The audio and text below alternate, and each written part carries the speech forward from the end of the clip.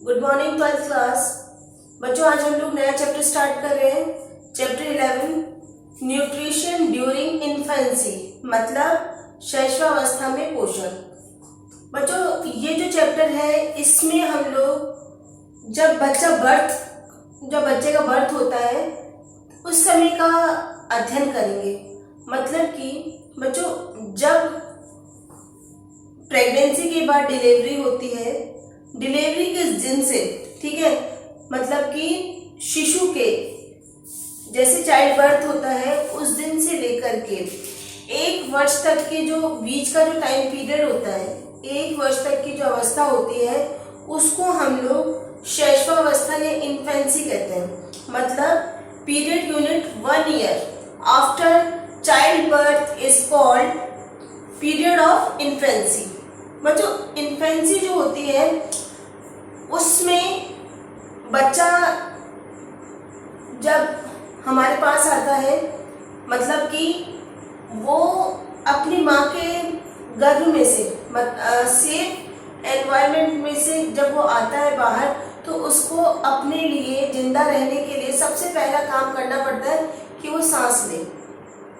इसलिए जो छोटा बच्चा होता है जैसे ही उसका बर्थ होता है तो उसको रुलाते हैं या वो रोता हुआ आता है, ताकि उसके जो लंग्स हैं, जितना रोएगा नाक से मुंह से ऑक्सीजन अंदर जाएगी और उसके लंग्स जो है वो अच्छे से पंपिंग कर पाएंगे, हार्ट पंपिंग कर पाएगा, वो अच्छे से प्रॉपर अपना काम कर सकता है। तो इसके लिए बच्चों उसको रोना जरूरी होता है। तो शिशु का जब जन्म होता है तो जन्म से लेकर के 1 वर्ष तक का जो साल होता है उसको हम लोग शैशवावस्था कहते हैं। शैशवावस्था जो है उसके बाद बच्चों ये तो पूरा जो टाइम पीरियड है वो कहलाता है इन्फेंसी। लेकिन जिस दिन से बच्चे का जन्म हुआ है उस दिन से लेकर 30 दिन तक की, मतलब 1 मंथ का जो पीरियड होता है उस समय हम उस बच्चे को कहते हैं नवजात शिशु या न्यूबॉर्न बेबी। बच्चों ये क्वेश्चन आता है, अक्सर आता है कि इन्फेंसी और न्यूबॉर्न बेबी में क्या डिफरेंस है।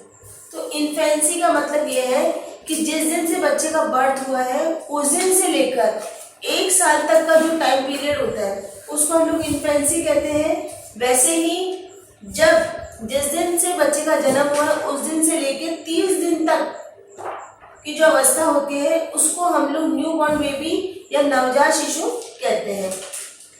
बच्चों ये जो एज होती है इसमें जो डेवलपमेंट होता है, ग्रोथ होती है बच्चे की, बहुत तेजी से होती है। कभी आप लोग देखना कि जब बच्चा पैदा होता है तो वो अजीब सा होता है, छोटा सा होता है, उसके फैट नहीं होता, बिल्कुल भी फैट नहीं होता, उसकी बहुत कम होता है फैट, दुबला पतला सा होता है, रिंकल्स होते हैं उसकी बॉडी में, झुर्रियाँ होती है। और वो जो बच्चा होता है बच्चों जैसे बाहर आता है तो उस समय उसका जो ग्रोथ होती है लाइफ में सबसे तेजी से इसी समय ग्रोथ होती है, ठीक है। तो जो हम लोग जानते हैं कि हमारे पूरे जीवन काल में, मतलब पूरे लाइफ लॉन्ग हमारा 3 बार जो है वो गति बहुत तेजी से होती है, ठीक है। सर्वाधिक गति जो होती है वो है कि एक तो जन्म से पहले जब बच्चा अपनी माँ के गर्भ में, मतलब कि जब वो यूट्रस में जब वो बनता है तो उसका स्टार्टिंग से सोचो 9 महीने में एक पूरा बच्चा तैयार हो जाता है। तो उस समय कितना उसके दांत भी बन जाते हैं, बाल बन जाते हैं, दांत का बच्चा निर्माण जल्दी हो जाता है, लेकिन वो बाहर 2 साल में आते हैं, ठीक है। लेकिन जो दांतों का जो बनने की जो प्रोसेस होता है वो पहले ही चालू हो जाती है, प्रेगनेंसी में चालू हो जाती है।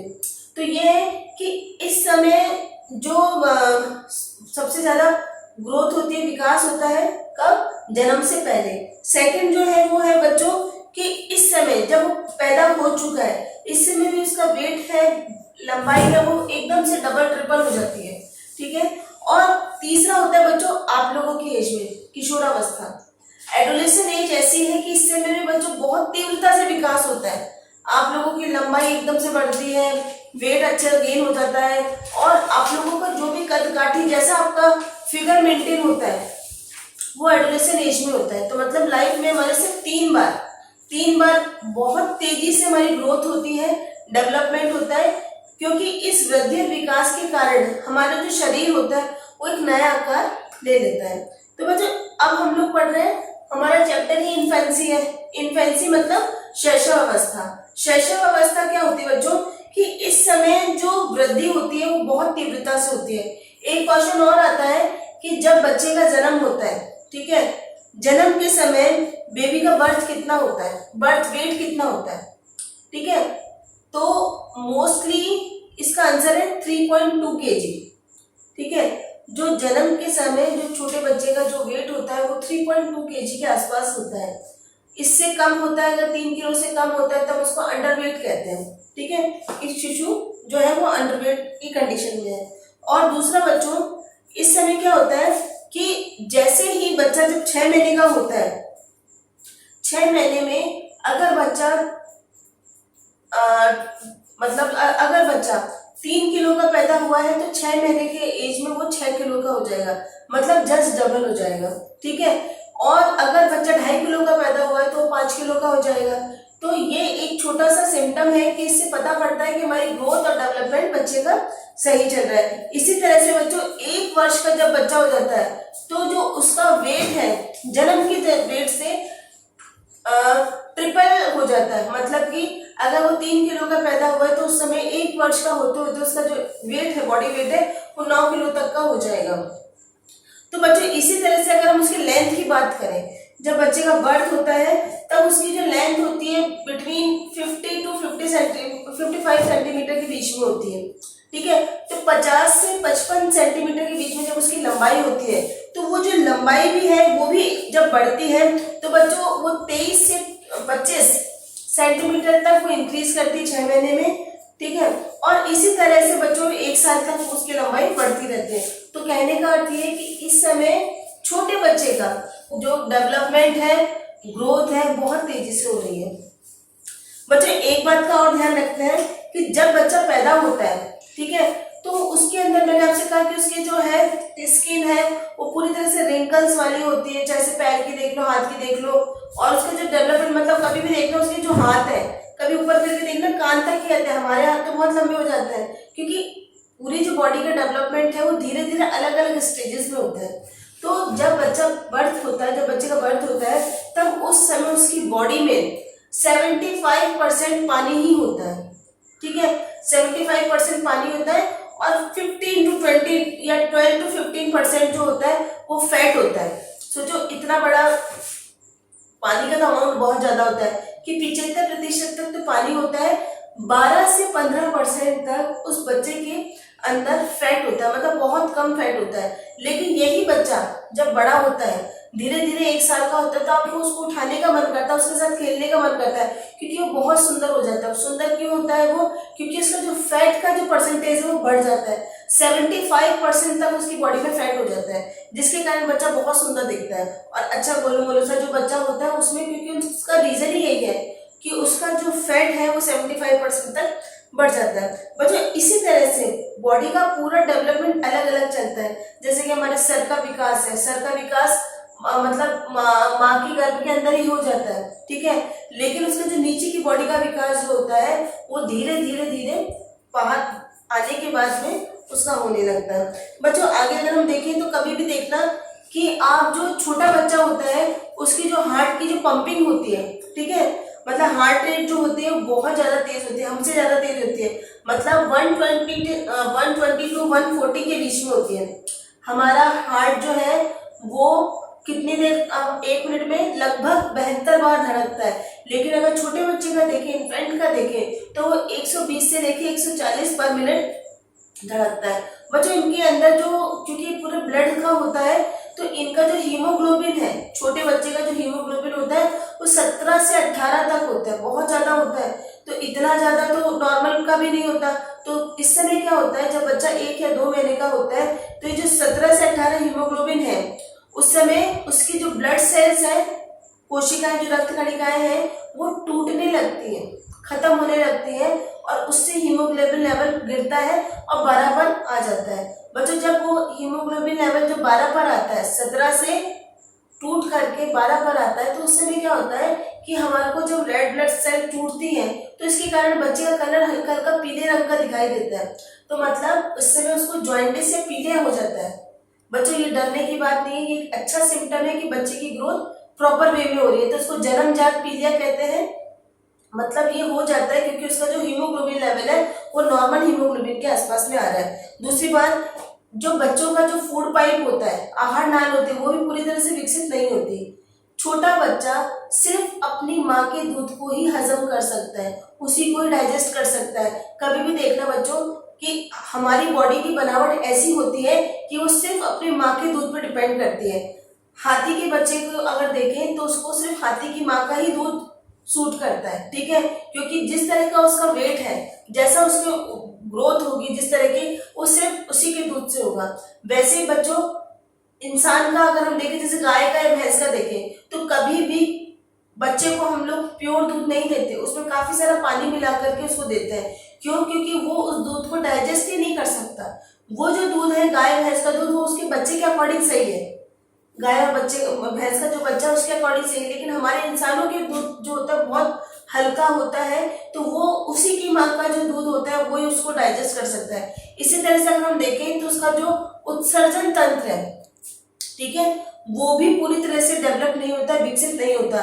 छोटा बच्चा अपने सुसु पॉटी पर कभी भी कंट्रोल नहीं कर पाता क्योंकि उसका डेवलप ही नहीं है, उसकी किडनी डेवलप नहीं है। क्योंकि आप देखो छोटा बच्चा एक दो, उसका पेट छोटा सा होता है, एक दो चम्मच उसको दूध या थोड़ा सा वो अपनी माँ का दूध पीता है, उसी समय सुसु पॉटी कर देता है। क्यों? क्योंकि उसका स्टमक बहुत छोटा सा होता है, उसमें इतनी जगह ही नहीं होती, तो और वो और भी किसी भी चीज को डाइजेस्ट नहीं कर सकता।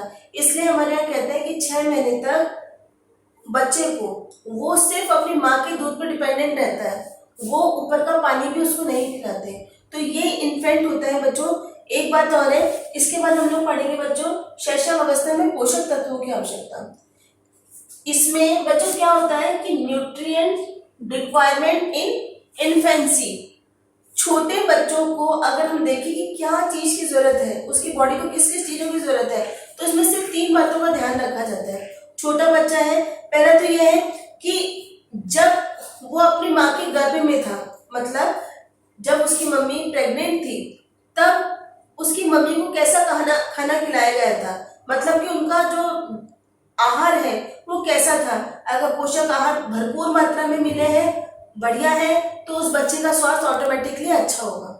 दूसरा, धात्री अवस्था में उसकी माँ को कैसा हम लोग खाना खिला रहे हैं। और जो धात्री अवस्था मतलब लैक्टेटिंग वुमन, अपने यहाँ पर जब डिलीवरी होती है तब उस समय से लेकर 1.5 से 2 महीने तक हम उस लेडीज को जिसकी प्रेगनेंसी थी, जो अब डिलीवरी के बाद में उसको एक अलग कमरे में रख देते हैं और उसको कुछ विशेष प्रकार की दवाइयाँ, घी, दूध, ये सब ज्यादा मात्रा में खिलाया जाता है। क्यों खिलाया जाता है?